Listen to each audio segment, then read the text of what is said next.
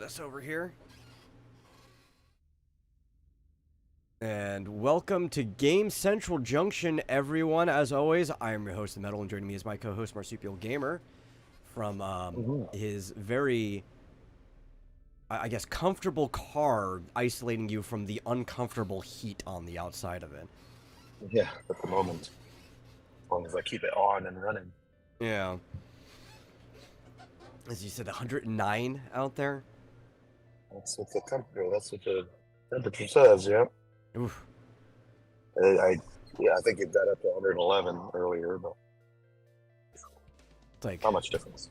20 degrees hotter than it is here today. It's actually kind of cool, considering the time of year. You hear that there's a heat wave in England? I think they got all the way up to like 75. Yeah, that's nuts for them. I guess. Doesn't seem like much.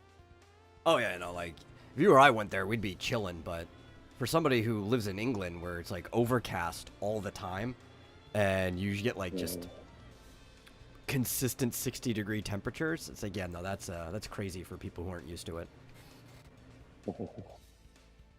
Wow. Well, did you see the new D&D orcs? Oh yeah, I saw that. Oh, yeah. They're Mexicans apparently. Who was it? I think it was it Ethereal was the one who posted that in the chat? Let me look. Somebody, yeah, it was Ethereal Dragon. That's how I saw it, because he posted a tweet. I thought that was crazy, just because the same reason I thought that they were comparing orcs to black people crazy in the first place, right? It's like, orcs aren't real. They're not a real race. No sane person associates them with a real ethnicity or race of people in real life, which is why they could be an evil race. It's the crazy people running it now who are the racists, because they're projecting this fantasy race onto a real group of people.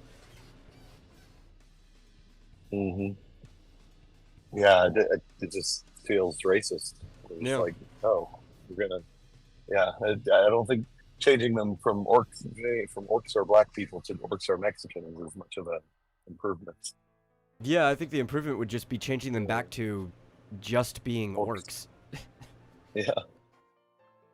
I know, it's like, if you want to say, well, they're sentient, they're not just monsters, but they actually have some intelligence, so they presumably have their own culture and stuff, but they're going to graft a human culture onto them.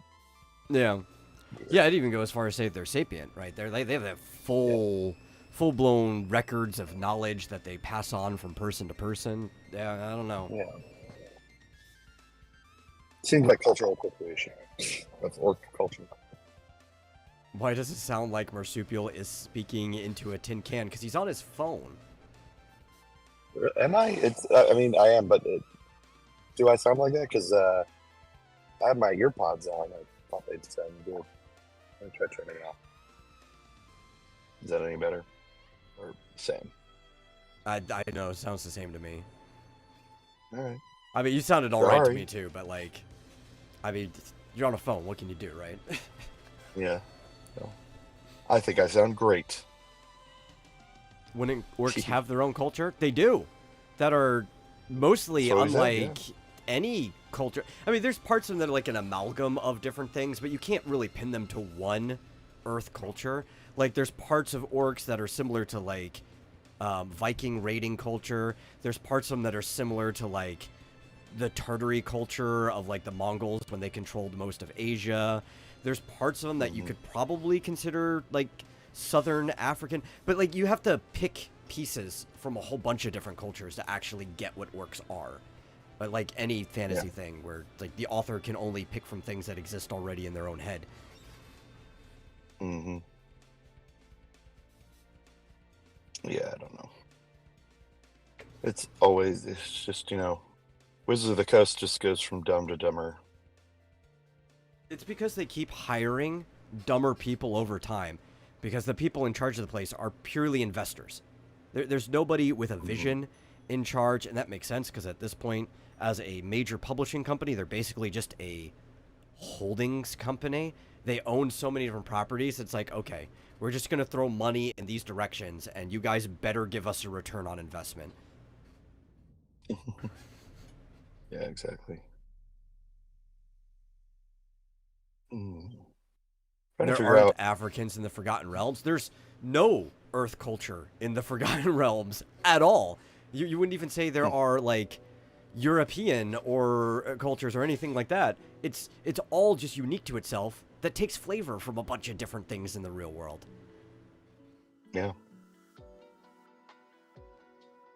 I'm trying to figure out if I've got my audio settings correct or not, but I won't worry too much about it.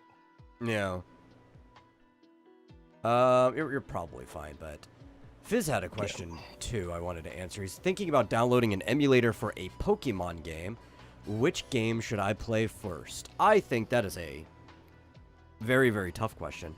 And I think I have, like, 2 options there. And it would be... depends whether you would like the older or newer Pokemon games better. Right? Sorry, what was the question about? Which Pokemon game should he start if he got an emulator? Right, and I think there's really only 2 answers to that. I think if you're more interested in the older games, Fire Red or Leaf Green. I was going to say Fire Red, yeah. Yeah, would probably be the best start. That's the one I would most recommend. If you like those games, because especially it's retelling Kanto, then you'll probably like the rest of the Pokemon games. Even though I think Heart Gold and Soul Silver are better games, it's like, yeah, but that's a Johto remake. You kind of want to start with Kanto. And that's a Game Boy Advance game. I was going to say, like, especially if you're not super familiar with it, that'll just be Generation 1, right? Yeah, it's just, it's a clean start. It's got a lot of the later stuff in it, but just, like, spread out here and there. Like, you don't see later Pokemon until you go to the islands, but they're in the game after you beat the Elite Four. Oh, okay. I didn't even know that was in there. Yeah, stuff from, like, you see some Johto Pokemon in there. I think it's mostly Johto, because the only thing that existed on that generation before that was Hoenn, the Ruby and Sapphire. But they didn't really put too much of that in there because they expected you could just trade those Pokemon over from Ruby and Sapphire. But the Sevi Islands are kind of supposed to be like, hey, we're finally doing something like the Orange Island stuff in the actual anime, but not also quite the same. The other one would be X and Y, which you would need to go find some version of Citra for. And that's kind of like the restart of the series, but that would be only if you're interested in how Pokemon is kind of now, in a way. I thought it was a good jumping on point for a lot of people, but that was also assuming that things were going to go uphill from there, and they only kind of went downhill from there. So, in some ways, I would say that's a good ending point for people until they decide to make a good Pokemon game again. I saw Joshua said he recommends you start with Pal World. Yeah, if you want a Pokemon-like experience, but don't want to play Pokemon at all, sure. Yeah.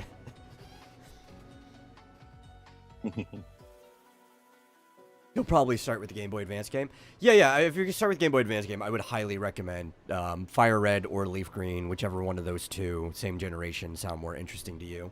If you like Charizard on the cover or Venusaur on the cover, there's a couple Pokemon that are locked off from each. Your starter doesn't matter. That you could pick whichever of the 3 on either game. But it's like, I think it's the same original split. Like, you can only get Growlithe in one, you can only get Vulpix in the other, and so on and so forth.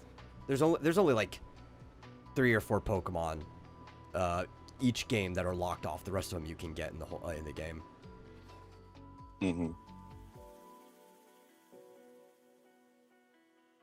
Yeah. Well, that's my recommendation for that. Yep. I was gonna say the exact same thing, mostly just because like it's gonna be the simplest. You don't have to worry about 1,000 Pokemon. You can just have the 100. Yeah, and as much as I love the original generation, the way they programmed the first game was jank as fuck. there are stats that like don't even work properly. Overflow causes things to just roll over in the opposite direction, right? So obviously everything uses the hex limit, right? If you use something that boosts, say, your attack up several times, I think you can only boost it like 6 times. And if you go up on the 7th time, it hits the overflow. So instead of just capping off there, it starts you on the other end. So like your stuff always starts in the middle. If you hit 7 boosts, it'll be like if you had 6 debuffs for that stat. Or vice versa. If you debuff yourself 7 times, it overflows in the other direction. And like, why is your game programmed this way? That's the original red and blue for you. Fire Red Leaf Green doesn't have those problems. They fixed all that stuff once you get to the Game Boy Advance generation. So you'd at least be starting with a solid game that's programmed well. Mm-hmm. I'm actually going to be walking into my apartment now, but okay, I'll still be here. You hear some noises. You hear some noises? Okay. If you hear some. Oh, if I hear some noises. I thought you were going in because you heard noises. I'm like, oh, is there something to worry about in there? Or... No. Nope. I just got the all clear. Oh, okay. But anyway, we have a... Oh, yeah, Fizz brings up everyone knows about missing no, or the missing number. It's like, yeah, there's all kinds of just weird things about the original game. It makes it interesting, especially if you played it back then. There's a lot of nostalgia about it. There's a lot of quirks and stuff. If you're looking for a challenge, it's a fun game to throw a challenge in, but... You know. They didn't have that in the remake, right? No. I think they had something that was like a nod to it. Yeah. I think their idea to include Pokerus into the game was a nod at the missing number. Pokerus is such a weird... So it's an STD your Pokemon can contract. Okay. There's nothing really negative about it. It increases your stat growth or whatever if they catch it, but... Yeah. They can catch it just from, like, being in the same, I think, is it box or party? Whatever, being in, like, next to another Pokemon, they can get it from another one. So there's, like, a virus that Pokemon can catch from each other called Pokerus. Right. And I think the Game Boy Advance generation is when that was added in. Definitely is an STD. Yeah. Like, I know for a fact, only, like, an STD... You pretty much 100% get it if you leave 2 Pokemon in a daycare together. If one of them has it, they will pass it to the other one.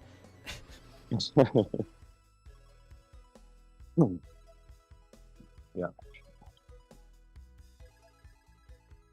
But well, yeah, we had a big event this week, didn't we? We did. I was just trying to also think if there was anything else I wanted to say about D&D. Probably not. That the game is fucked. So yeah, we should probably just move straight on to the direct. All right. I have a list of everything that happened, so I think we'll just go in order. And if there's nothing that is worth talking about, we'll just skip it. First thing, probably I thought it was going to be the most important thing that dropped was the very first one. And boy, did they blow my mind later. But they decided to resurrect a 7 years dead franchise that kind of like died with the company that made it. The Mario & Luigi RPG series is back with Mario & Luigi Brothership. I really actually wish we were watching that one live because I knew it was a Mario & Luigi frame 1 that I saw Mario in it. And my brother was shocked that I knew it was a Mario & Luigi game right away. I was like, no, it's because... I think I've looked at the art too much. I saw the purple shadow, like the shading, this artistic shading on the back of like the hat. I'm like, oh, that's a Mario & Luigi game. Yeah, I was surprised. I didn't think that they were going to be bringing that series back. I thought it was dead. Surprise. Didn't the game studio that originally made those go defunct or something? Yeah, Alpha Dream is gone. What? That's why they stopped making them. So who's making this one? I don't know. I didn't notice. I didn't see like a logo or anything other than, you know, it is Nintendo. I think a lot of people are assuming that it's actually being made in-house at Nintendo now.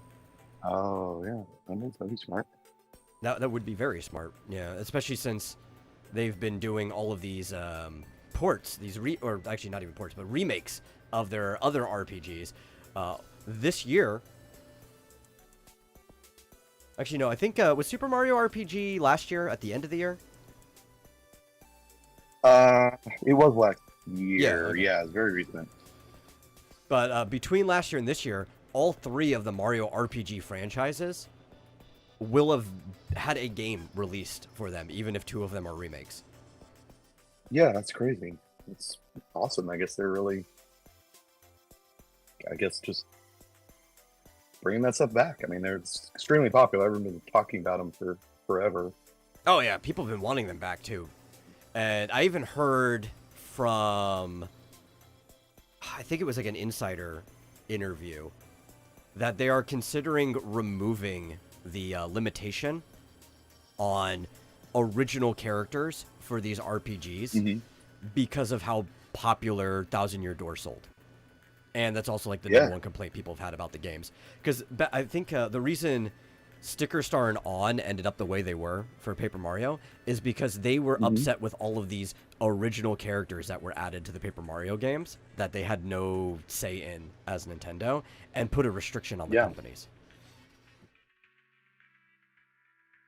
Yeah, that's kind of crazy.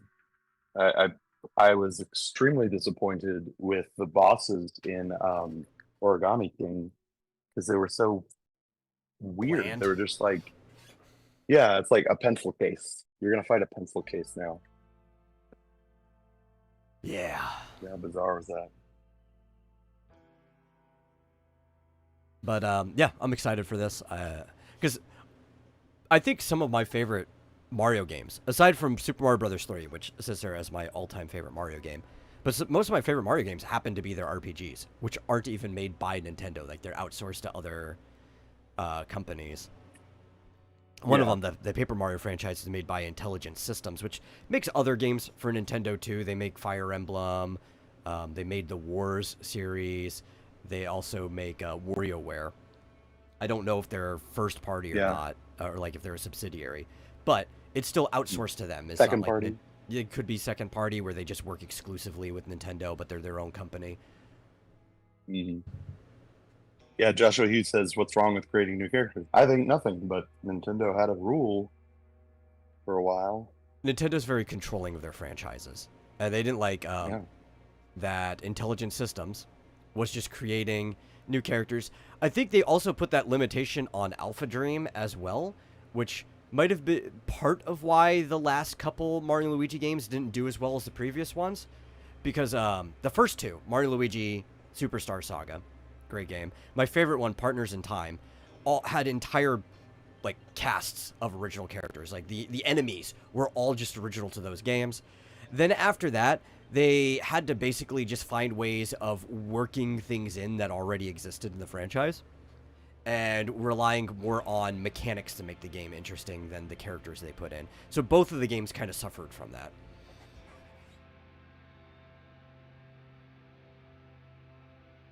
Like, here's the twist. You're gonna be inside Bowser's stomach this time. Or, it all takes place in Luigi's dream. But this gave us some gameplay footage of them in battle. It showed that, like, the brothers tag team moves are back in full force, with like Luigi hitting Mario with the hammer to pop him up into like a spinning hammer attack. So it looks like mechanically it's going to be a very fun game. It's one of the things I've always liked about it. The reason Partners in Time is my favorite in the franchise is because it's got Baby Mario and Baby Luigi, so you have the 4 of them there, and there's a lot of interesting tag team moves you do between the 4 characters. So I always love it when they're using the uniqueness of the Mario and Luigi franchise to its fullest.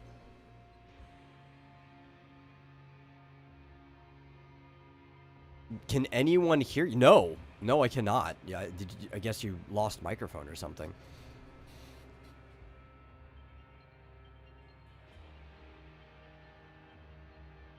I'm gonna go emulate these somehow. Well, you can emulate the original one on Game Boy Advance.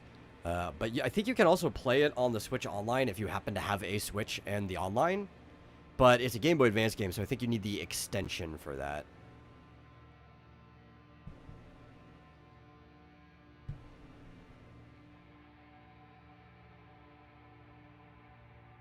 But yes, it appears we have lost Marsupial's audio.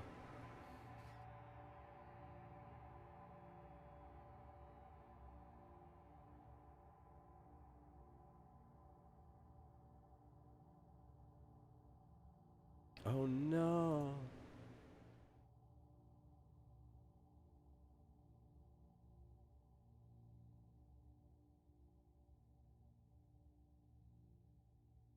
Guess in the meantime, while we wait for maybe us to reconnect or something, see if that fixes it. I'll just keep talking about Mario and Luigi, who has one of the best villains in the entire Mario franchise, which is Fawful. Fawful's great. So great that they kept him around after the first game and made him a shopkeeper in the other game so you could still interact with him. Like, he went broke and it's like, oh well, I gotta rebuild my kingdom somehow by selling things. Okay, you're back. But I still can't hear you.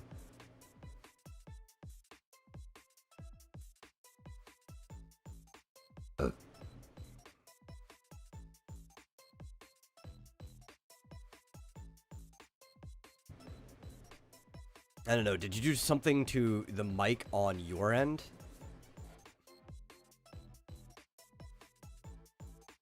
Guess we'll never know.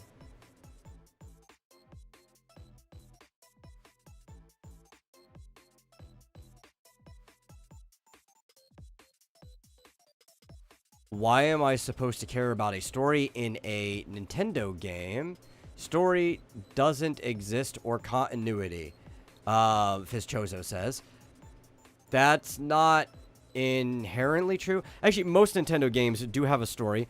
A lot of them, yeah, with, like, say, the Mario, there's not direct continuity between them. There's a weird, like, era continuity between Mario games. Like, there's only one Mario. Everything Mario does applies to all Marios.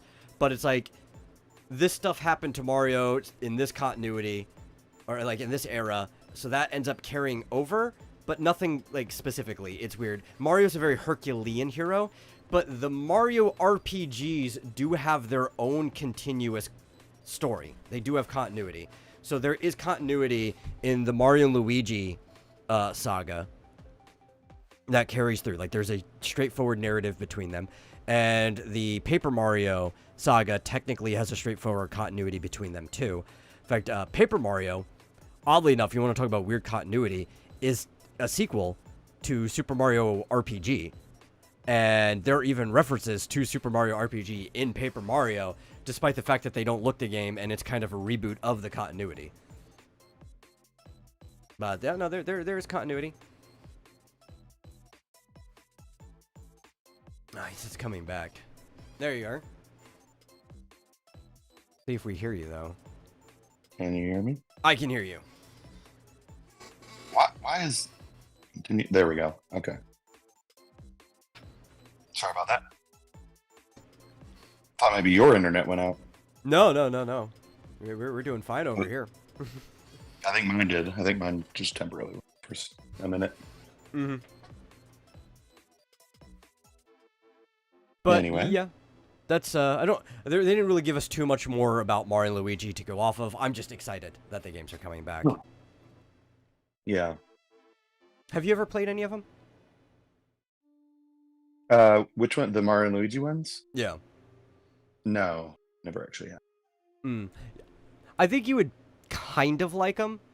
I wouldn't. I don't think you'd be super thrilled on them because they do involve the part of, say, like Super Mario RPG that you don't like, or like Paper Mario, where it's got the reaction system to it.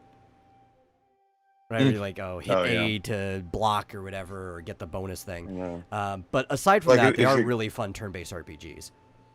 If you're gonna have a turn-based RPG, why ruin it by having Action. twitchy elements? Yeah. So like, I think you'd kind of like them. I don't think you'd be like super thrilled on them. They've got good stories though. Yeah. Well, I'm glad for the people that like that series that it's not dead. Yeah. After that was the Nintendo World Championships NES edition, which we talked about that before. This isn't the first time it's been announced, but I think this was the first, like, full, I want to say gameplay trailer, right? Like, they were actually describing what happens in it while it was going on. Mm-hmm. Yeah, and it's just like what we thought. It was basically NES Remix 3. Yeah. Which I think is cool. People really like the idea of World Championship, and they like NES Remix. Obviously, people didn't like the idea at the time because it is one of the hardest cartridges for you to get a hold of now, but people emulate the shit out of it. Yeah, but I mean, the original cartridge, there was not much to it, right? Yeah. It was just like 3 games, and that was it. It was also before speedrun culture was a thing. Like, I think the idea of speedrunning always kind of existed. Like, even when I was a kid, I was trying to see how fast I could beat Super Mario Brothers 3. Which, I think the fastest I've ever beaten it was about 8.5 minutes. Somewhere around there. Just because, like, I knew where, like, the patterns, the warps and stuff. But I could never get actually, like, speedrun territory. Because, like, those guys get it done like that. But there was no culture around it because there was no internet. People couldn't share all this stuff with each other. So, of course, it wouldn't do well. But now that game does great in, like, the emulation sphere because of that speedrun culture and challenge culture and everybody wants to try it. And then NES Remix blows up. So I see that game actually probably doing decent. I think enough people will probably end up buying it. Oh, yeah. I think just the name is going to get people to buy it. Yeah. Then I didn't care about the next announcement. Sorry, the audio. Okay. Oh, okay. I'm switching to my computer because the audio is good. Okay. Just however long that takes, but I didn't care about the next announcement at all, which is the second Fairy Tail game. I was like, I don't care. Happy for people who care about. Yeah, it's Fairy Tail 2 is the next thing that was announced. I don't think I even knew about Fairy Tail 1. Yeah, I don't know. Must have missed that one. It's I don't know. It's based on the anime Fairy Tail, which I didn't care for. It's a series that was made by one of the editors for Oda on One Piece that he had for a long time. So he ended up picking up and drawing a lot in that style because of background characters and all that stuff. One of his assistants. And then he ended up making, or was it she? I don't remember. But the assistant ended up making their own series, which was Fairy Tail. I tried watching it, thought it was awful. I don't like Fairy Tail. It has a huge following, but I think it's an awful series. Yeah. Anyway, it got a adaptation game. The second one's out. So, whoopee. People who like these action anime games, they can have fun with that, you know. All right, I'll be right back.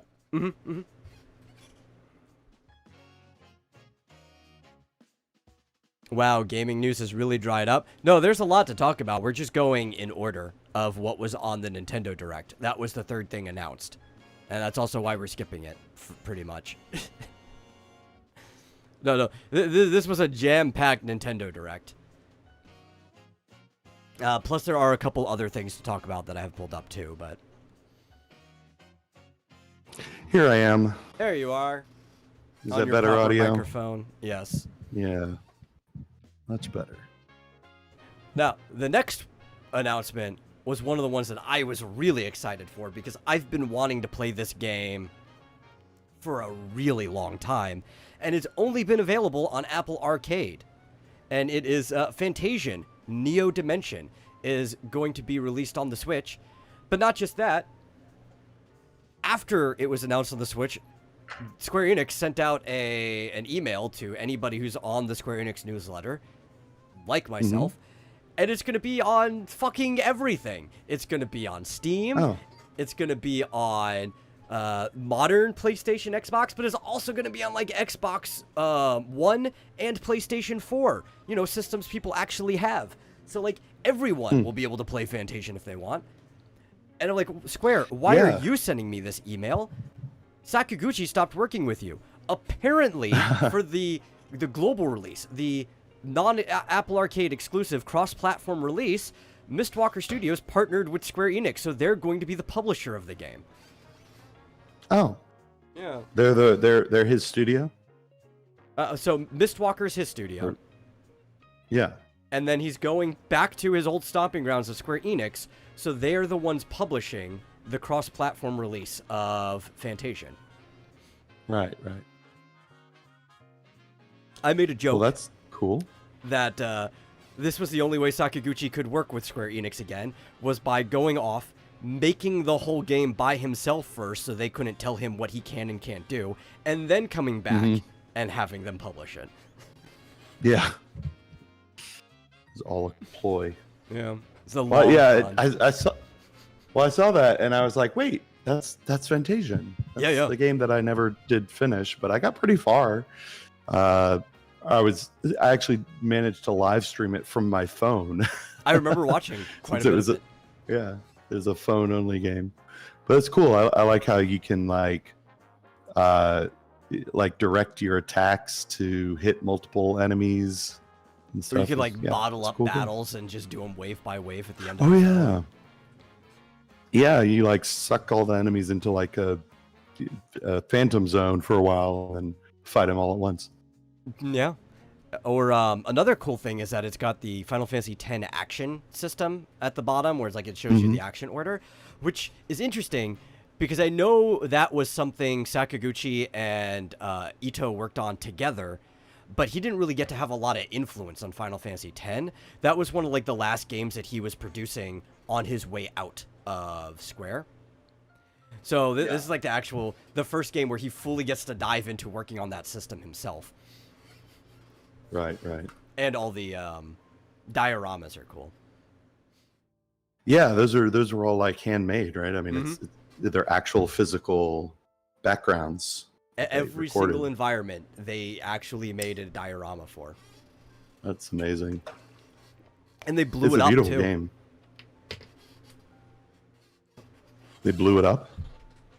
Yeah. When they were announcing that they were done updating the game and everything were over, like the game is finalized, they made a video, I think you could probably still find it, where they blew up like the main city diorama from the game.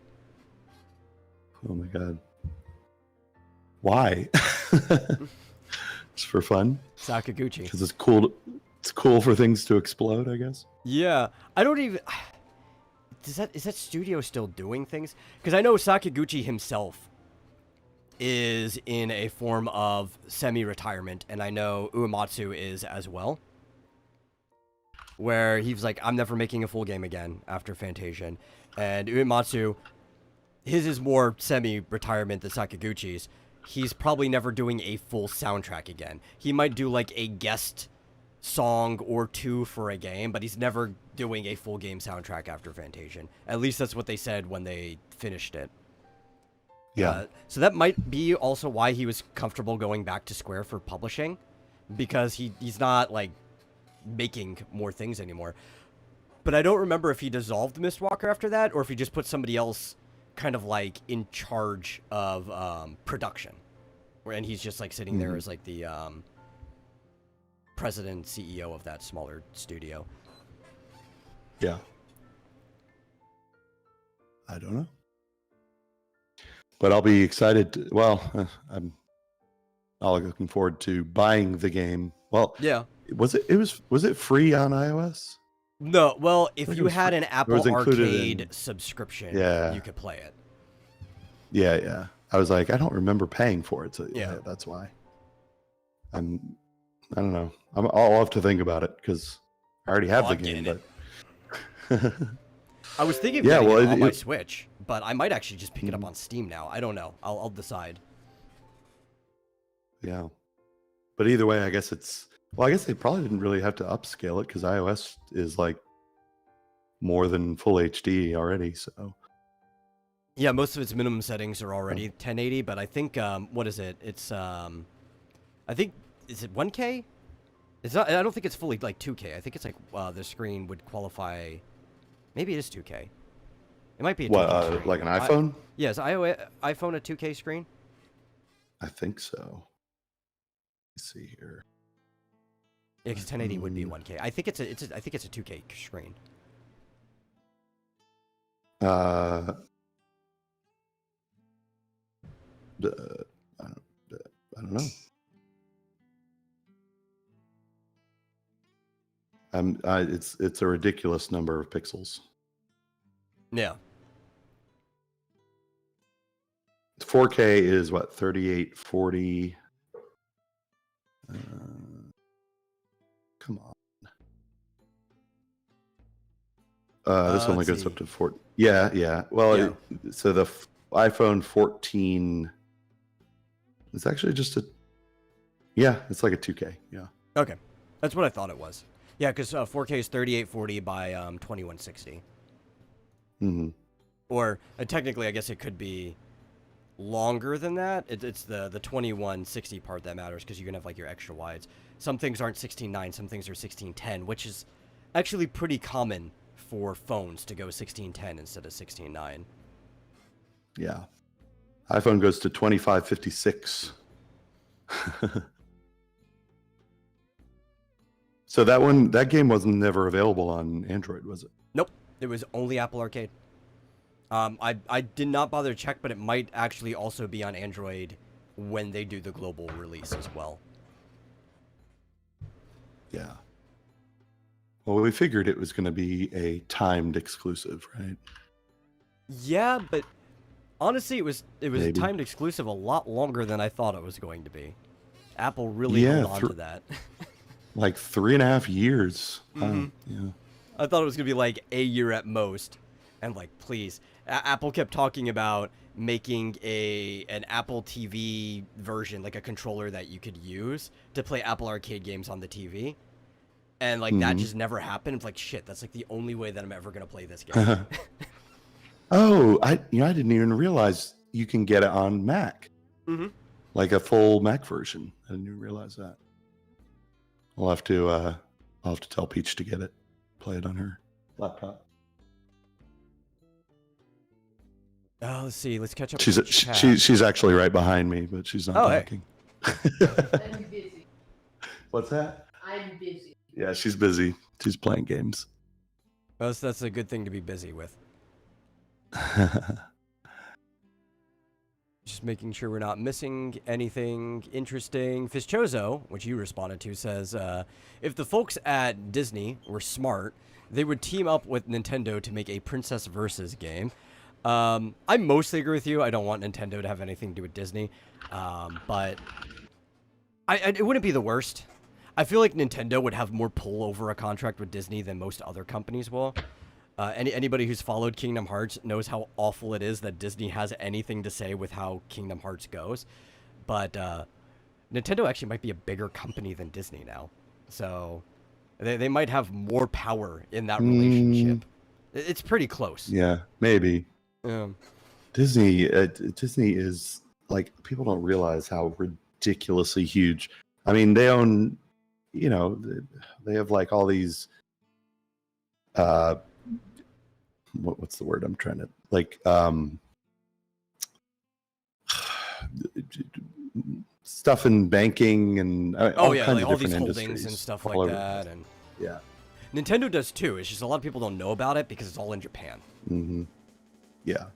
And their real estate is incredible. Yeah. Disney's. Well, it's one of the issues too, right? Because everybody thinks Nintendo's a smaller company when they look at just their like revenue, like their yearly in and out.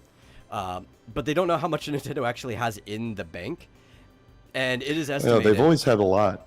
Oh yeah. Good. That Nintendo is in the running between two other companies for like the richest company in Japan, and because Japan doesn't release all of that information, like they don't publicly disclose what people have in the bank because they only tax based on your yearly in and out. These Japanese companies might actually be the richest companies in the world. They might even be richer than any American company. And Yamaha, I think, is and Toyota are the other two. Yeah, I remember when they were like losing money on at least the Wii U, maybe even back in the GameCube days, and people were like worried. And I looked up, and they back then they had like $1 billion, however much that is in Japanese yen, in the bank, just like sitting there. They even or maybe it's $1 trillion. I don't know. I think it was actually closer to that, though, right? They said during the Wii U, and this was their exact words, that they could fail for the next decade straight and they wouldn't have to worry about it. I remember that. Yeah. I was like, what are you doing with that money? They're just sitting on it. Yeah. I guess it's earning interest. Part of it is just they're such an old company, right? They're over 100 years old. They're a toy company, one of the oldest ones that are still remaining in Japan. Yeah. It looks like Fantasia Neo Dimension is only coming out for Switch, PlayStation, Xbox, and Steam. Okay, so no Android. Yeah. Sorry. But it was interesting that it showed PS4 and Xbox One on the list when I looked. So I'm seeing that. Well, no, I don't see Xbox One. I only see Series, but I thought I saw it PS4 in the email that they sent me. I'll have to double check, but even PS4, it's like at least it's a system people actually own. Yeah. After that, it's a good game. It is a good game. Even just watching it was like, well, it's an RPG. I could tell the mechanics from watching. I don't need to feel it in my hand. Right. Yeah. But Nintendo Switch Sports had another trailer where they showed a new sport was added. 2-on-2 basketball is going to be a free update to it. So that's kind of cool. Yeah. I think the Wii Sports Switch Sports is probably one of the best games that they're still running that have come out of the Wii era. Actually, a lot of people bought a Wii just because it came with Wii Sports. Oh, yeah. I probably played that more than any other game on the Wii, to tell you the truth. Oh, yeah. And then when they came out with a Wii Sports Resort, that was also fun. You could like fly a plane, and that was great. It's an actual accurate statement to say everyone and their grandma was addicted to Wii bowling. Right. That's so true. I kind of forgot that they came out with a sports for the Switch. Yeah. And it's a like conglomeration of all the previous. So it's got like the resort sports games and stuff in it too. Yeah. And your Mii characters have legs. Yeah. How crazy is that? It's insane. It's also one of the few games that uses your Mii. Like the Mii system is still in the Switch. Yeah. But nothing uses it except for like Mario Kart, you can have your Mii in it. Smash Brothers can have your Mii, and now these are like the only 3 games that actually use your Mii. They need to Miitopia. Miitopia is a whole game design around the Miis. I forgot about that because I was saying they need to port Tomodachi Life to the Switch. Oh yeah, that would be great. I didn't realize that they had shut down that game, and I opened it. Didn't you mention that to me? And I opened it up and I was like, oh.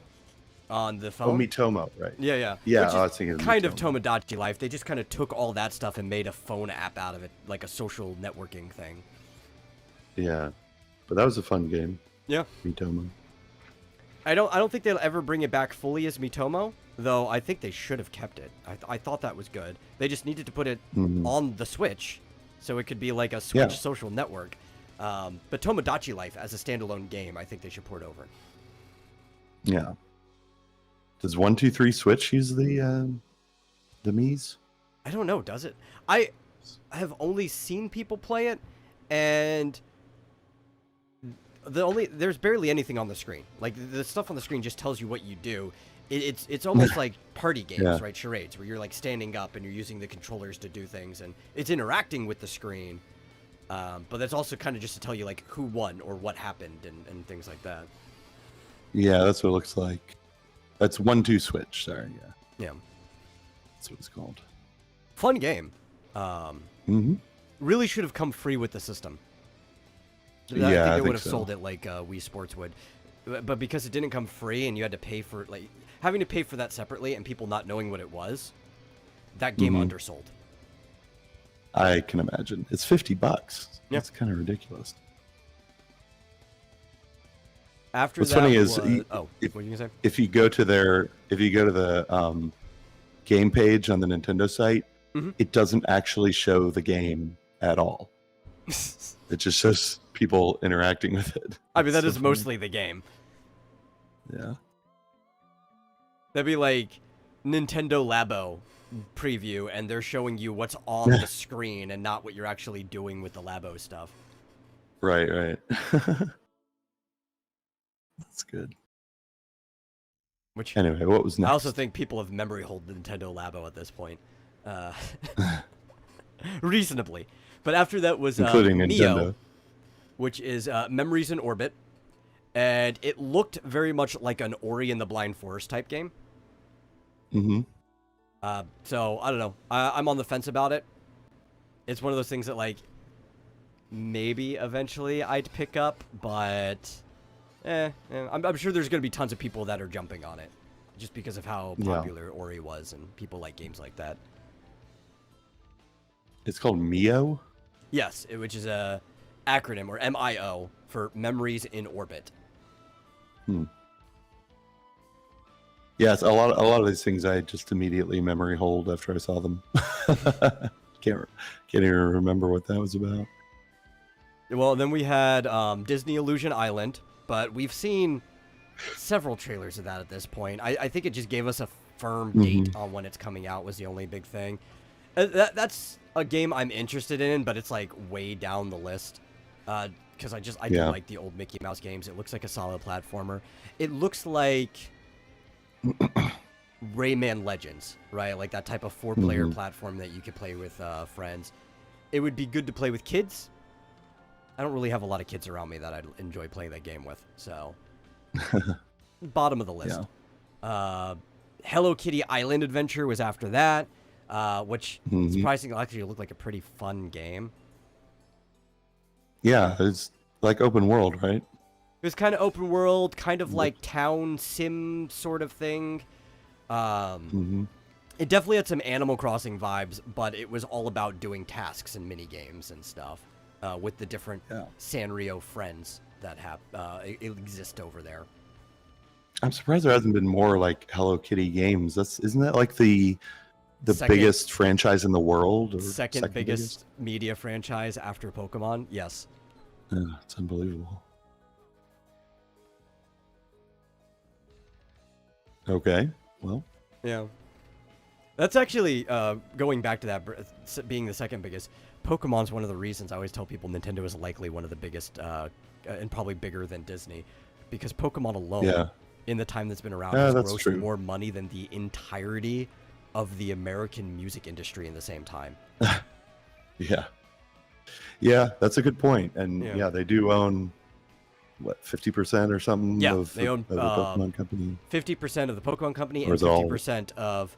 Well, technically there is a three-way split between Nintendo, Game Freak, and Creatures Inc., but both those other two own 50% of Creatures Inc., so it still kind of comes up to 50% in the end anyway. Yeah. You might be right. They might be bigger than Disney. Yeah, people always forget, just like, Pokemon, it exists. Yeah, forgot about that. Then we had Looney Tunes Wacky World of Sports. I love Looney Tunes. The game didn't really look interesting to me. Yeah. Among Us is getting a free update. Cool. Farmagia, as a farming sim, I heard a lot of people were kind of excited for that. Just because people get excited every time there's a farming sim. I think you and I are kind of similar boat, though. It's like, but they keep updating Stardew Valley. How can I get excited for any other farming sim? I have to learn new things all over again. I know, right? I still haven't gotten to like. Well, there's a little bit of new stuff that you kind of automatically get to in the latest Stardew, but I feel like there's a bunch of stuff I haven't gotten to. We haven't played in a while. I did actually get to Ginger Island for the first time, though, so I got to start experiencing that stuff. Oh, I've done that, yeah. Mm-hmm. I'm trying to figure out what the net worth of Nintendo is. Hey, do you wanna hear a regular quality Fizchozo question that just sounds completely ignorant? Sure. How did Hello Kitty, that's actually just what the brand is called globally, because Hello Kitty is the most popular character. It's Sanrio and Friends in Japan. How did Hello Kitty become such a huge brand despite not having any cultural impact? How many Americans would watch a Hello Kitty movie in theaters? The cultural impact part is why I said the question sounds completely ignorant. I mean, it's a good point that it's not very popular in America. Now, just everywhere else. Actually, it was super popular in the late 90s throughout the mid-aughts. Mm-hmm. Right? Like, it's popular in a way that, like, you'd be surprised how popular Winnie the Pooh is, right? Because you don't really see Winnie the Pooh movies or shows or stuff everywhere, but you see, like, everybody's got a Winnie the Pooh book bag or lunchbox or purse or something like that. That's Hello Kitty. Yeah. Hello Kitty's popularity exists primarily in merchandise, and it creams like everyone. Everyone I knew, even some guys that I knew, which a few of them turned out to be gay, so I guess I probably shouldn't have been surprised. But even guys that I knew were collecting, like, Hello Kitty stuff. I had a friend who had a Hello Kitty backpack, right? Mm-hmm. A massively popular, has tons of cultural impact. And there was a Hello Kitty show that was dubbed, localized here during the aughts. That was pretty popular. We haven't really had one in a while. The issue is it's more of a kid's brand. Like, even more of a kid's brand than, say, Pokemon is. Because Pokemon, you know, it's meant for 7 to 11-year-olds. Mm-hmm. But it can kind of age with you to some degree. Hello Kitty's like 4 to 8. But it is massively popular. And then, like, a lot of girls might still keep their Hello Kitty stuff later on. Hello Kitty is so popular. The awful song. Don't recommend you actually watching the music video or listening to it. Avril Lavigne made a, like, kind of rip-off J-pop Hello Kitty kawaii song a few years back. Right. Super popular brand. And so how many Americans would watch a Hello Kitty movie in theaters? More than you'd think. Apparently, the Hello Kitty franchise is valued currently at $90 billion. And all of Nintendo is worth $70 billion. So it's worth more than Nintendo. On its own. Now, that value does not include Pokemon. That's true. And I just looked up Pokemon. That's valued at $100 billion. Yeah, the Pokemon company itself is valued more than people put on Nintendo, but Nintendo owns a lot of that value. Right. So Disney's 180. Yeah. So they're comparable. But they're comparable, and I still think Nintendo might actually be more, because part of it is that value can't include a lot of their hidden assets in the bank. Right, like the people can make guesses on it, but like nobody actually knows how much Nintendo has because Japan doesn't disclose that. Yeah, and like you said, it's it doesn't include the value of the holdings like Pokemon. Yeah. Did we ever cover Wile E. Coyote versus Acme? Yeah, we talked about that a long time ago. I think before we even started Super Serial Showtime, because Fizchozo kept asking about it. After Hello Kitty, it was the Looney Tunes, Among Us, Formagia, Donkey Kong Country Returns, the original one. This one confused me. I'm like, are they making a new Donkey Kong Country Returns? And then it was like, oh wait, no. They're just porting the original to Switch. so that people can play it again. Because we already had Tropical Freeze on Switch. Now we're having the original Donkey Kong Country Returns HD. I guess it's cool. I wouldn't mind replaying it. Did that come out on the Wii U? Is that? No, that came out on the Wii. Was when they released Donkey Kong Country Returns. So it's been a while since that game came out. Okay. I think they might have. So they must be upscaling it somewhere, like a handheld port. I don't remember. If not, we haven't had one since that one hasn't been re-released since the Wii. It's about time to re-release it. I know Tropical Freeze was on 3DS and then also on Switch. There's been a couple ports of that game, but this might actually be the first port of the first Returns. Now, wait a minute. Returns, the original, I think this is the first remake, because it originally came out on the Wii. Yeah, that's what I'm saying. Like, this might actually be the first one. Like, I think I was confusing the fact that I saw Tropical Freeze on 3DS. I'm like, no, this actually might just be the first. Yep. Then we have Dragon Quest 3 we actually got the date on that. Yeah. But also, which it was rumored, I think Square had kind of already let the cat out of the bag on it, but we got our official announcement for Dragon Quest 1 and 2 together as an HD 2D remake. Yeah, when they did the little tweet about Dragon Quest 3, the start of the saga or something, I was like, oh, that it really sounds like they're doing all three of them. I got so much pushback, like all these people saying, no, they're not going to do 1 and 2. Yeah, Hori's been kind of he's too excited about it. His language has been kind of leaking that there's going to be a 1 and 2 remake for a while.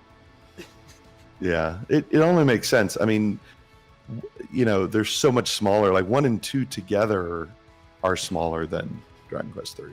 Yeah. So it's like if you're already in it. It's like Dawn of Souls, right? They're pulling a Final Fantasy Dawn of Souls with this one, where they put 1 and 2 on it, just because of how much smaller 1 was than all the other games. And 2 is a bit bigger, but not so much bigger that they couldn't also just put 1 in with it. Yeah. It almost because they put 1 and 2 together on the Game Boy Color. Yeah. So it's like, I mean, especially Dragon Quest 1, it's a tiny, tiny game. I think I beat it in like one sitting, if you want. Yeah, didn't I? I think I did. I streamed it and beat it in 4 or 5 hours, maybe? Yeah. The most. Like, you could beat the first Final Fantasy in one sitting, but that's going to be a long sitting.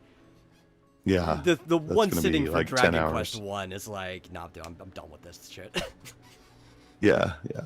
And I wasn't even trying to go fast, but especially because, and I think someone was asking me, I was actually on a podcast last night, where someone was asking me if they thought that they were going to have the new progression, with where they sped up so you don't have to do so much grinding, or the old one. I'm like, definitely the new one. Like, they're never going to go back to the old original grinding. Yeah, I don't even remember what the name was. Oh, when you're on a show, you can always just post in the news section of the Discord. I know. It was last second. Oh. I popped in for 30 minutes and I was done. I would have watched. So. We also have... But yeah, with the current...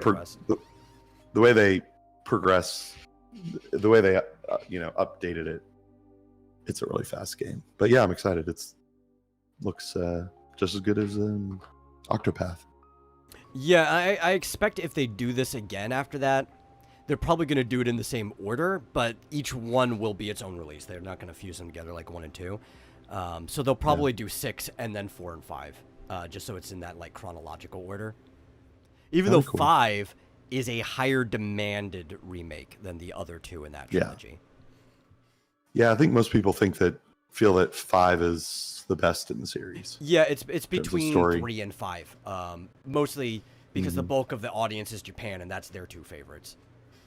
Yeah. I mean, that's what the recent movie they did on Netflix was 100% based on DQ5, so. Yeah. After that, Funko Fusion, which looks like the lamest game ever. I hate Funko Pops. I know, right? Yeah. I thought they were going out of business. I was hoping they were going out of business. Weren't they like saying that they were like filing for bankruptcy or something? Yeah, but you know what? It depends on how you're filing. Bankruptcy doesn't mean the end of your business. Like it really depends, like what chapter are they filing under, who are their investors, how can they recover? It's like it's all kinds of factors. Mm-hmm. It was a story from last year where they said Funko was sending $30 million worth of products to a landfill. Oh, okay. Hmm. That could just be tax recovering. True, yeah. Probably took a write-off on that. You know what Funko should do? I might forgive them if they did a brand decision and they could use it as like a personal store but also incorporate other things. They should go and find whoever had the last license for the trademark of Funko Land, right? The fun company. No. And then they could rename it their version of Funko and just bring back Funko Land as a general hobby store that has like games and toys and stuff like that. I'd be fine with them as a company from then on out. I still wouldn't buy their stupid figures, but they could get money from me because I'll go there to shop for my physical games. Mm-hmm. Yeah, I got a couple of them like early on when they first started. I had a couple, but I never bought them. They were always gifted to me, or I think I got one back when I did Loot Crate for a little bit, and it's like, oh cool, this stupid ugly toy is gonna be sitting on my shelf indefinitely now. Yeah. Somebody dumb. gifted me a Super Saiyan, I think, was it Super Saiyan God, or maybe it was base Super Saiyan. Somebody gifted me a Super Saiyan Goku Funko Pop. So that was just sitting in a box on a shelf for the longest time. And then, because it was so much bigger, my brother, the only one that like I genuinely appreciated because it was a gift from the heart. My brother gifted me a Sailor Moon one, and I didn't have the heart to tell him just how much I hate the design of Funko Pops. But it's like he knows I like Sailor Moon as a series. Would have preferred Jupiter, but you know what? Usagi's fine. So I put Sailor Moon on her box on top of Goku's. 'Cause I'm like, okay, we got to put this in order of hierarchy because Sailor Moon would totally kill Goku. Mm-hmm. And that's it. That's pretty much all I ever had of Funko Pops. Yeah. Yeah, they're very I don't know what you call it, hipster, geek, chic. Yeah. Kind of crap. But it's also like junk. The lowest effort hipster junk, right? You're right, yeah. That's what I mean. What's that? Figma. You can at least go get like a Figma or Nendroid, which are similarly chibi like Funko Pops, but they look cooler. Like there's so many other things you could get. But you have to get these ugly Funko Pops instead, like. I know, right? I forgot what Figma is. Figma's the posable figures, right? Which you've probably seen because of the Zelda Figma figures, like the Link and all that. I mean, at least get Amiibo, then they're... Yeah, Amiibo. You know, but if you want something that's chibi and cartoony like that, you could just go get like an Nendroid figure. Yeah.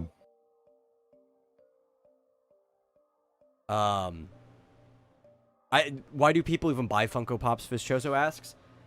Because they're convenient. It's convenient. It's like buying a t-shirt, right? I can show off I like this franchise. This is my aesthetic, my culture. And it's right there. It's in Barnes & Noble or whatever, or GameStop, whatever store you're already in. You don't have to go out of your way for it. It's just a convenient purchase. Mm-hmm. Oh, I see you responding. Good Night Spoon asked, question, if you'd never spoken to me before, how psychotic would you think I am based on my chats? You seem, honestly, no different than your average chatter in one of these type of streams. So yeah, pretty much. Yeah.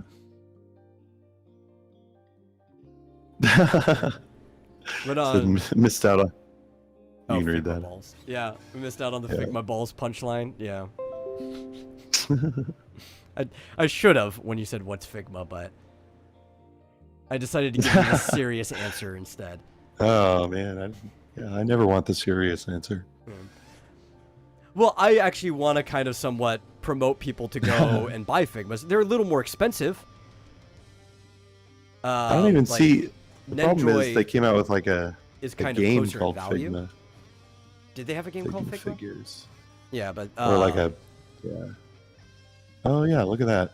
But they're going to be a Those little more do look expensive, nice. but they look way better on your shelf, right? So it's like instead of just buying a fuck ton and going for quantity over quality, just save up and buy a single cool-looking figure that you can pose on your shelf. If you get bored of the pose it's in, you can always go and change it, and then you have functionally a different figure on your shelf. They honestly don't look much better than amiibos though, except amiibos aren't posable, but Yeah. they look very similar. And they come in like, unlike amiibos, which are limited to Nintendo games and their partners, you can find a Figma of like almost anything. Oh wow. Yeah, there's a Figma Joker. Yeah. There is a Figma Link. You get a Figma Sailor Tifa Moon. if you want. Yeah, Sailor Moon. Ooh, Samus Aran. Wow. That's nice. Huh. Interesting. I've known a lot of people. I I've never actually- owned one, but I've gotten to pose them in person because I've had some friends who've had them, and I'd say they're pretty good quality as far as posable figures go. For putting it on your. They've got. thing, It looks like they've got Nami from One Piece and Cloud from Final Fantasy. Yeah. Wow. I actually don't think I've. Oh, they've got Frieren. Oh my god, I've got to get that. Holy crap. Wow. I honestly had never heard of these things. Well, you're welcome. Yeah, thank you. Yeah, there goes my next paycheck.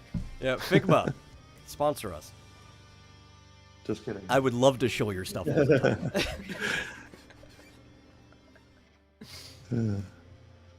After that, Luigi's Mansion 2 HD, which we already knew was coming out, but we actually got a full trailer of what it looks like upscaled, so it's no longer pixely anymore.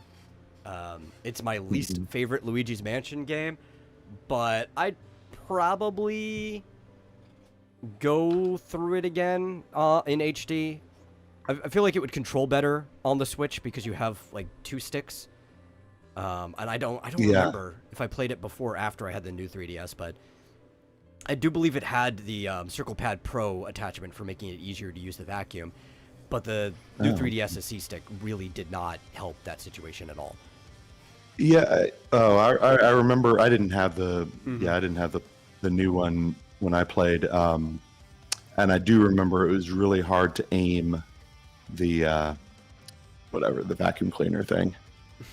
So that'd be cool. A lot of people complained about Luigi's Mansion 2, but that was the only one I played when it came out. I never played the original. Well, it's only uphill from there. Well, I liked it. I loved it. I mean, frankly, I like it better than the third one personally. But yeah, so the that's third one just to me. me did more of what 2 seemingly advertised, right? Where almost each floor was a different mansion in 3. 2 was like, you're going to explore different mansions. What most of us had in our head, because the first Luigi's Mansion is almost like a Resident Evil game, right? Where you go from room to room. This room might have the key that unlocks that room. I might have the puzzle piece for that one. And you're solving this giant puzzle that is the mansion. And not quite.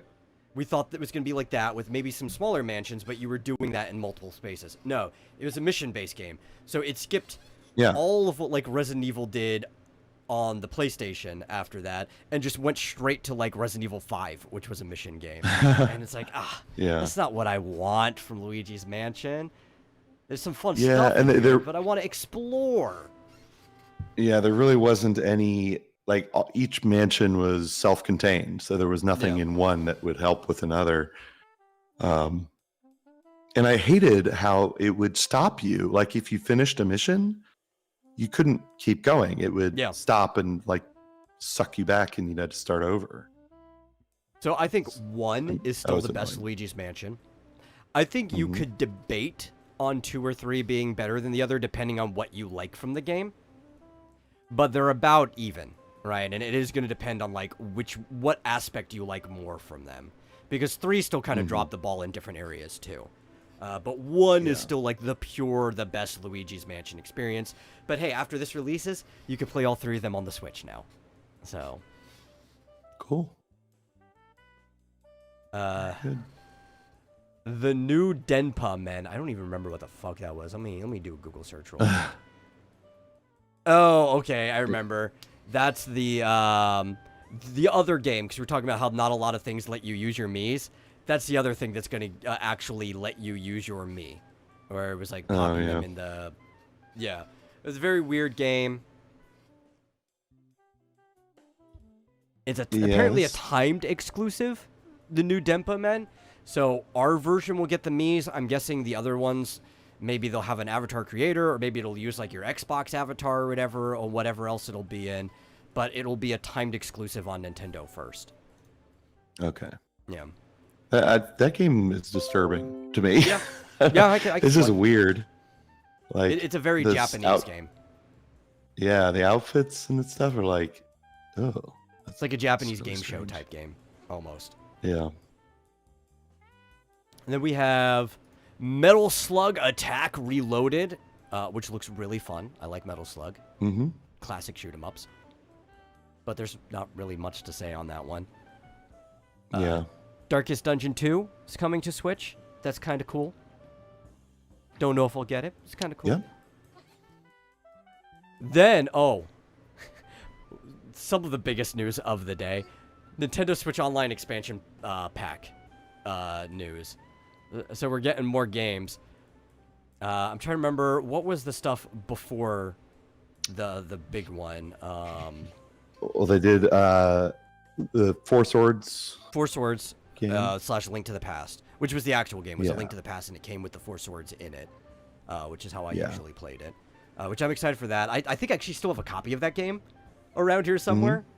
But that'll be fun. There was another one, because there was 2 games they were adding before the cool stuff. I'm just trying to remember what it was. I think it was, it was Metroid... Zero Mission. Zero Mission. Zero Mission, yeah. yes. So people can experience the beginning of Metroid in probably the best way. As much as I love the original Metroid game, the Game Boy Advance remake is just a better game.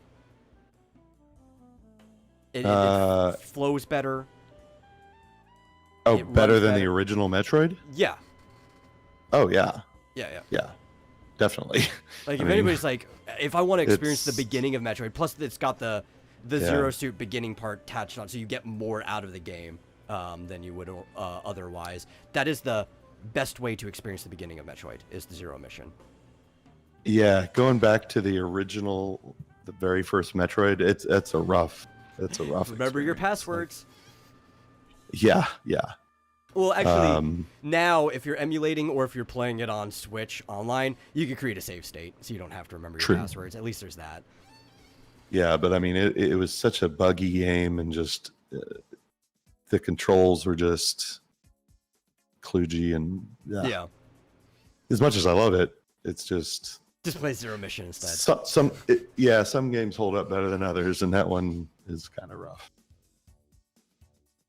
But then there was, which both those are good. I love both those games. I'm not complaining.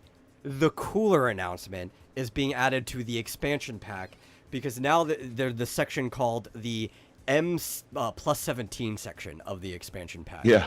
264 games. One of them solving the problem that I had on the last episode. The first one, Turok. Which is so fun. I love Turok. I'm glad that's coming. Probably the best worst comic adaptation ever. Since Turok is like an old comic that has existed forever now. But it's like, yeah, we're just going to add sci-fi space guns and stuff and robot dinosaurs. Who cares? Turok had become crazy Rambo by that point in the 90s anyway, so let's just go all out with it. And I don't understand why it's like 17 plus. That's is it like a bloody game? Yeah, it is a graphic game. Same with the other one. Perfect Dark, the good one, is being added in there. And for the first time ever, officially supported, so you don't have to do any type of like mesh networking or net play on emulator. online play for the original Perfect Dark.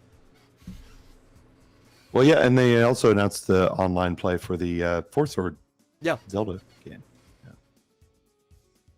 So I'm so excited people, for that. Yeah, you have to have 3 people next to you. I actually may have to re-up my Nintendo Online subscription with the expansion pass just to play Perfect Dark again and actually destroy some kids who have no idea what they're getting into in the online multiplayer. The only thing is, how do you feel about playing? Have you played any of the N64 games, like with the? I actually have not. Joy-Cons or? Yeah, I've not tried them. They need an N64 I feel like I would need controller. to get. There is one. There is one? Oh, okay. I need to get it then. Yeah. That's what I was gonna say. Is that if I want to play N64, they have one that connects to the Switch. It's difficult to play without that almost. Because there's so many buttons. I've tried emulating games on like an Xbox controller or whatever, or even on a GameCube controller, and it's just like the closest way you can get it, depending on the game. There's certain games, it's like Ocarina of Time, you can get by mapping the C buttons to other buttons, and it's fine, right? But most games, you actually have to map the C buttons to like your second joystick in the directionals, and it's just not the same. Yeah, exactly. Yeah, I was playing. I have an upscaled version of Ocarina of Time that it's pretty cool, but just playing it with a regular controller, I'm like, wait, I'm missing 2 buttons here. What's going on? Like, what do I do here? They should, which I think it's only a matter of time until GameCube games get added to Switch Online, but that might not be until the Switch 2, which is still around the corner, but it might be a year or 2. But they should re-release Master Quest because it'll be a much better way with modern controls to play Ocarina of Time than the one that's in the Switch Online currently. Yeah. Yep. After that was Phantom Brave: The Last Hero. That was it was a cool looking game. It wasn't something I heard of before. I think it's made by NIS. I think that was the one. It very much looked like it was a Disgaea game. Like it was made by the same people who make Disgaea. It's kind of like a tactics RPG game where you're getting the phantoms from the people that you meet, and you can summon them into battle. Drawing. You do have to break it 7:30. You just set that up. Yeah. Sorry about that. That's fine. We're trying to wrap this up as fast as possible anyway. I didn't want to interrupt you. yeah. But it's it looks very much like a Disgaea game. So people who like those type of tactics games with like heroes that you move across the battlefield grid-like will probably enjoy that game. It looks kind of cute and fun and stuff. Very excited. The Marvel vs. Capcom Fighting Collection Arcade Classics is also being added. Marvel vs. Capcom 2, having full online play is the one most people are excited about. I'm excited about Marvel Superheroes versus, or is it no? Street Fighter. That was the one, yeah. Marvel Superheroes versus Street Fighter is the one that I'm excited for, because that was the one I used to play in my grocery store. They had an arcade cabinet for it, and I used to play with my dad all the time. So, like, I want to play that again. Oh, yeah, I see that. Man, I feel like I've missed parts of this. Yeah, Marvel vs. Capcom Fighting Collection. I want to take you fast-forwarded through that. Yeah. That does look pretty cool. It looks like, I guess they use the same graphics as like the X-Men video game. It looks very similar. There was the X-Men arcade, then there was like I don't remember if there was an X-Men versus Street Fighter before that. There might have been. The earliest I know is there was Marvel Superheroes versus Street Fighter, which had like Spider-Man in it. You could fight Spider-Man versus Chun-Li if you wanted. And then obviously it progressed into just Marvel versus Capcom. It's like, if we're going to have all these Marvel superheroes, might as well throw in other Capcom characters too. I mean, and it does appear to have like practically all the X-Men too. Yeah. So You can even play as Rogue. Juggernaut. I mean, was not always Rogue. fun. Jubilee. You can play Yeah, as Jubilee, which is one of my favorite comic characters to have come from some other sort of media first. Yeah, right. Jubilee and Batman Beyond. Yeah, or Harley Quinn also came from the TV series, the animated series before. True. But yeah, Jubilee for me is just like up there. I've always liked Jubilee. I've also always liked the word and name before I saw the character, because you would like always hear about it, like reading the Old Testament, it's like the year of Jubilee and stuff. Like, that's a cool word.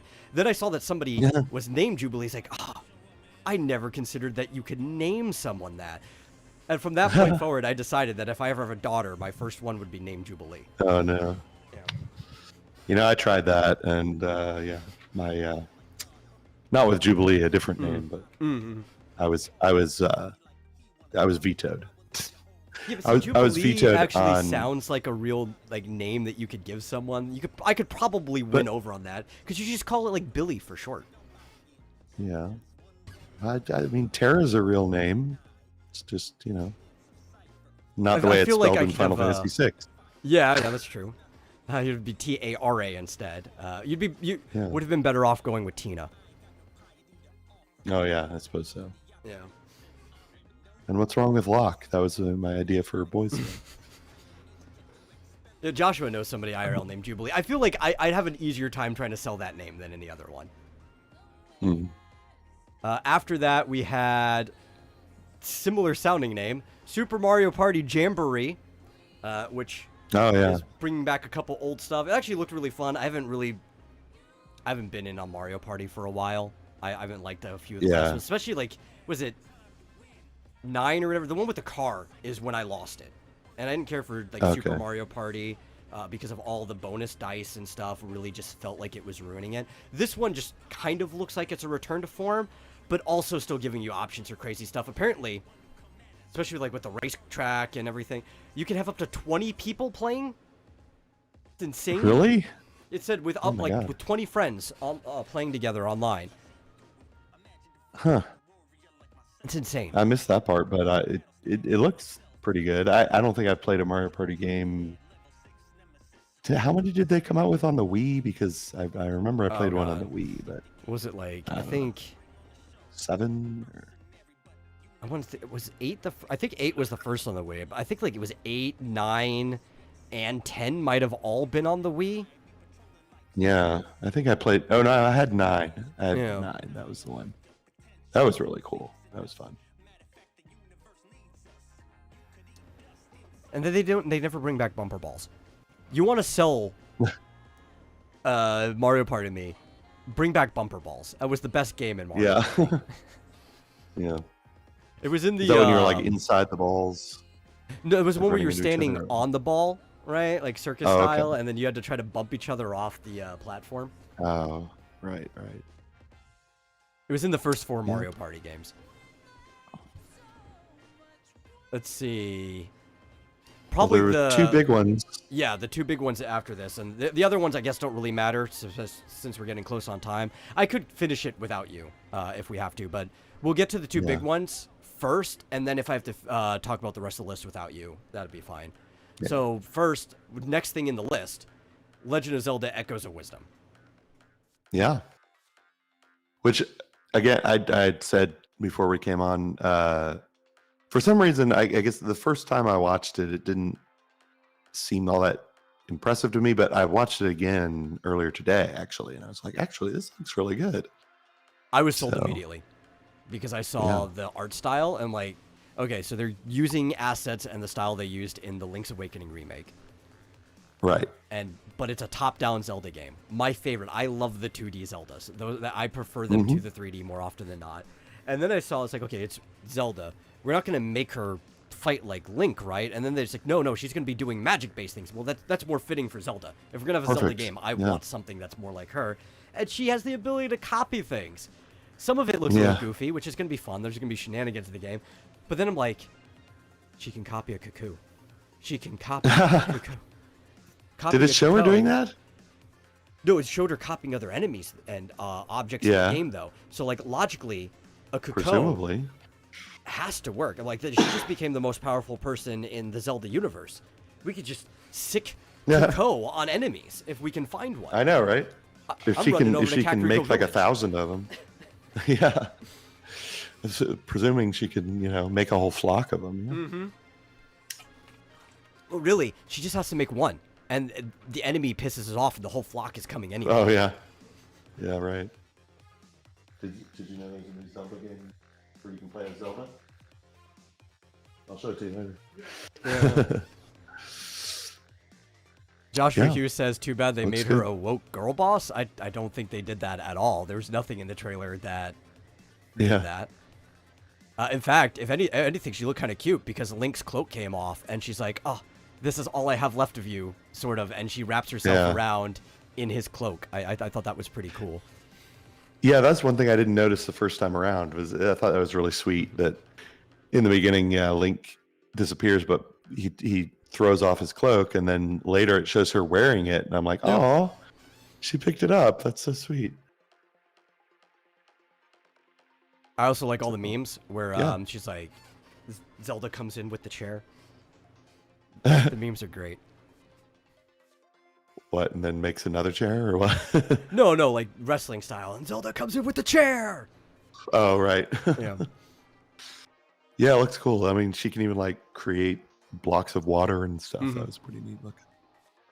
And to wrap up, since you only have 3 minutes left, Metroid Prime 4 Beyond is the other Yeah. big one, which is the last thing that they And- did in the whole direct. Yeah, the name reminded me of Star Trek Beyond. I was like, uh-oh. That wasn't a good one. But yeah, it looks great.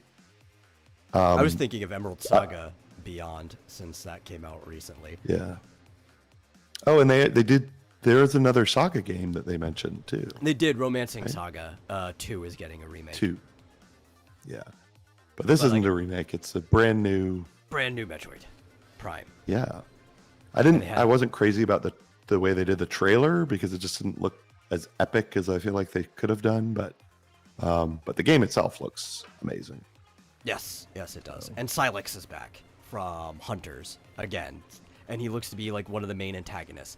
And I like that they're kind of building him up to be this like Ridley-esque rival to Samus during the time, since all the Prime games take place in between like when she learned to master her powers and become a bounty hunter and the rest of like the Metroid series. This is her time that she doesn't even know that Ridley's still alive. So this would be like the filler rival. No, I think they said this was a sequel though, or a prequel, right? Or was that? I might have imagined that. Well, even if it's a prequel to the other Metroid Prime games, it would still fall in that time period. Right. And Silex, of all of them, seemed to be a hunter that already knew Samus in Hunters. So we just assumed, like, oh, they have a relationship. That's fine, right? Like, you always just assume that something happened in the past. It'd be cool if this was the story that explains why they already have this rivalry. But, yeah. I don't know. I'm excited for it. I love Metroid Prime. Yeah. I had a hard time kind of getting into the earlier ones. Just, I don't know. I guess the controls were just were difficult to sort of get used to. But, This will probably have, like, proper dual stick viewing and stuff like that. yeah, I have the remake that they came out with on Switch of the original. I wish they'd do 2 and 3. And, yeah, I'm definitely going to get this one. They need all of them. They need to remake Hunters on there, too. Yeah. Whatever happened to Hunters? I just kind of forgot that existed. Most people did. I saw somebody posted, like, me and the 5 people that played Hunters. Like, yeah, I'm one of them. Yeah. I played it. There you go. Not a lot, but yeah. Here's your, that's your time. Yeah. Sorry about that, but That's fine. I'll just, I'll kill through the rest of the list real quick, and then I'll just end off the show. all right. Well, everyone, Thanks thanks for watching. And no problem. Yeah, hopefully our schedule will kind of get back to normal. It's just been kind of things on the wrong days and things like that. But yeah, I was glad I could make it. Okay. How long has it been in development? Oh my God. You can get into that. Yes. That's been quite a story. Yeah.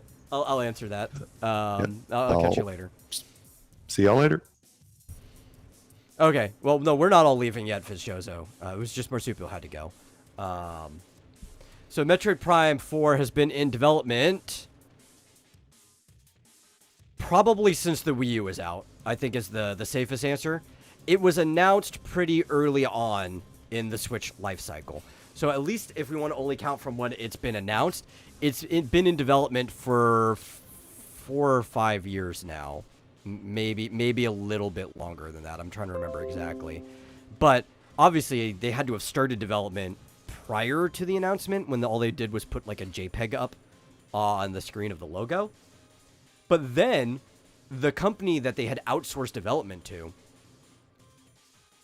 wasn't meeting their timetable and kind of screwed everything. So they had to pull it back and give it to Retro Studios, the studio that made Metroid Prime to beginning, so they should have just always have been doing it. And then the company that they were going to outsource it to went defunct shortly after that too. So yeah, it's been in development hell for a while. And now we're finally getting it soon enough, hopefully. At least we have a proper timetable now. Aside from that, he said Romancing Saga 2, Revenge of the Seven. It's getting a full HD remake. It looks great. I love these old-style RPGs.